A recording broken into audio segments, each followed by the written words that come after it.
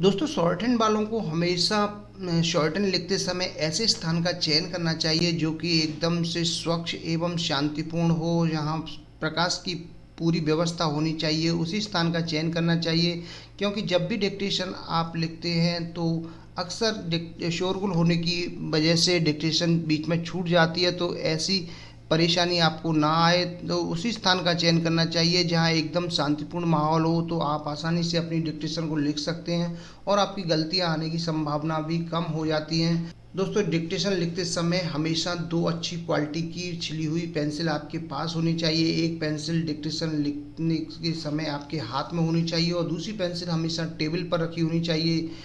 और उनका बीच बीच में अभ्यास भी आपको करना चाहिए पेंसिल उठाने का, क्योंकि अक्सर जब भी डिक्टेशन हम लिखते हैं तो बीच में पेंसिलें टूट जाती हैं। ऐसी स्थिति में हमारी जो डिक्टेशन है वह आसानी से हम लिख सकें, उसको किसी प्रकार का व्यवधान ना आए, तो बीच में पेंसिल उठाने की प्रैक्टिस करनी चाहिए। यह अभ्यास आपको डेली शॉर्ट हैंड लिखते समय करना चाहिए। बहुत ही अच्छा इससे आपको रेस्पॉन्स मिलेगा, यानी इसके अच्छे परिणाम निकलते हैं। ऐसा करने से आप आसानी से डिक्टेशन को लिख सकते हैं और बीच में आपकी डिक्टेशन भी नहीं रुकेगी। तो आपको हमेशा दो अच्छी क्वालिटी की पेंसिलें पास में हमेशा रखनी चाहिए डिक्टेशन लिखते समय।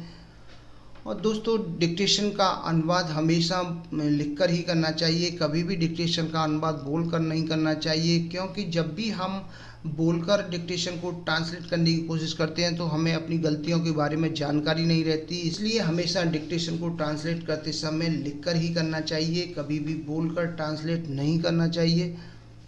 तो दोस्तों, मेहनत करते रहिए, आगे बढ़ते रहिए, सफलता निश्चित ही मिलेगी।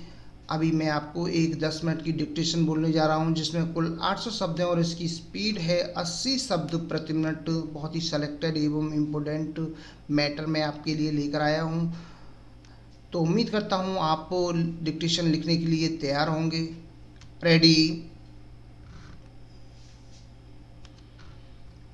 अध्यक्ष महोदय, सबसे पहले मैं अपने कार्यकारी पार्षद महोदय का, जिन्होंने बजट भाषण दिया है और अपनी नीतियों की घोषणा की है, उसके बारे में उनको हृदय से बधाई देना चाहता हूँ। मैं यह नहीं कहता कि कोई क्रांतिकारी परिवर्तन लाना चाहता है यह बजट, लेकिन मैं यह भी कहता हूँ कि यह बजट जो है धीरे धीरे गति से समाजवाद की ओर बढ़ता जा रहा है। अपनी नीति से यह भूतकाल और वर्तमान दोनों को एक कड़ी में मिलाकर हमें उज्जवल भविष्य की ओर ले जाता है। ऐसा मुझे कहना है इस भाषण को पढ़ने के बाद कि इसमें हमारा कोई भी वर्ग समाज का ऐसा नहीं है जिसे अछूता छोड़ा गया है, क्योंकि भारत एक कृषि प्रधान देश है और मैं यह समझता हूँ कि इस बजट के दौरान यह पूरी तरह से कोशिश की गई है कि ग्रामीण अर्थव्यवस्था को, जिसे हम अर्थव्यवस्था की रीढ़ भी कहते हैं, उस ढांचे में उस रीढ़ की हड्डी को और भी सक्षम बनाने का पूरी तरह से प्रयत्न किया जा रहा है।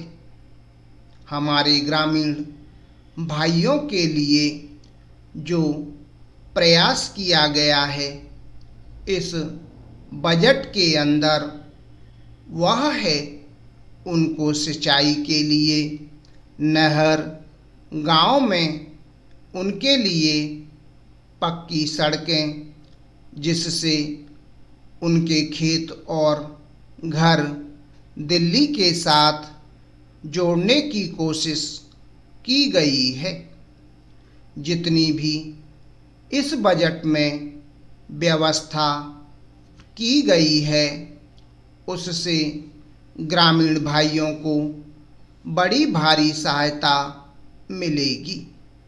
इसके अतिरिक्त ग्रामोद्योग के द्वारा जो रोजगार देने का प्रबंध किया गया है उससे भी ग्रामीण अर्थव्यवस्था को एक बहुत बड़ी सहायता मिलेगी। पैराग्राफ।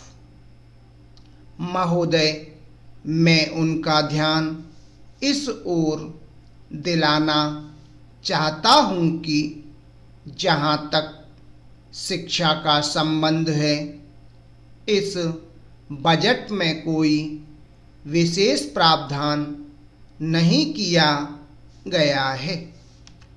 मैं यह नहीं कहता कि शिक्षा के दौरान ज़्यादा स्कूल न खोले जाएं, पर हमारी यह नीति होनी चाहिए कि भले ही स्कूल कम खोले जाएं, पर सबसे बड़ी आवश्यकता इस बात की है कि शिक्षा की नीति में परिवर्तन भी किया जाना चाहिए, क्योंकि हम प्रजातंत्र में रहते हैं। यदि वास्तव में प्रजातंत्र को सफल बनाना है तो सबसे पहले हमें ऐसे नागरिक चाहिए जिन्हें अपने अधिकारों और अपने कर्तव्यों का भली भांति ज्ञान हो। शिक्षा की वर्तमान नीति से हम अपने अधिकारों के प्रति ज़्यादा सजग होंगे और कर्तव्यों के प्रति बिल्कुल सजग नहीं होंगे। इसलिए सरकार को इस तरह की शिक्षा के प्रावधान करने चाहिए जिससे प्रत्येक नागरिक का भौतिक उत्थान के साथ साथ नैतिक उत्थान भी हो सके और समय आने पर वह अपने देश के प्रति स्वयं को न्यौछावर करने को भी तैयार रहे। पैराग्राफ। महोदय, जिस फैसले की प्रतीक्षा पूरा देश दशकों से नहीं बल्कि सदियों से कर रहा था, यह आखिरकार उच्चतम न्यायालय की ओर से सुना दिया गया। यह सचमुच एक नए इतिहास का निर्माण करने वाला फैसला है। यह नया इतिहास लिखने की जिम्मेदारी का निर्वाह न्याय के प्रति सम्मान भाव प्रकट करने से ही हो सकेगा। भारत के मुख्य न्यायाधीश रंजन गोगोई की अध्यक्षता वाली 5 सदस्यीय संवैधानिक पीठ ने अयोध्या मामले का पटाक्षेप कर एक नया अध्याय लिखने का काम किया है। इसीलिए उसका फैसला मील का पत्थर है। इस फैसले के लिए संविधान पीठ को भी बधाई दी जानी चाहिए। अपने इस ऐतिहासिक निर्णय में देश की शीर्ष अदालत ने विवादित स्थल पर मंदिर निर्माण के पक्ष में आदेश दिया। इसके साथ ही उसने मुस्लिम पक्ष को मस्जिद निर्माण के लिए अयोध्या में ही किसी स्थान पर 5 एकड़ जमीन आवंटित करने का भी निर्देश दिया। उच्चतम न्यायालय ने केंद्र सरकार को इसका जिम्मा सौंपा है कि वह 3 महीनों में एक ट्रस्ट बनाकर मंदिर निर्माण के लिए उचित कार्य योजना तैयार करें।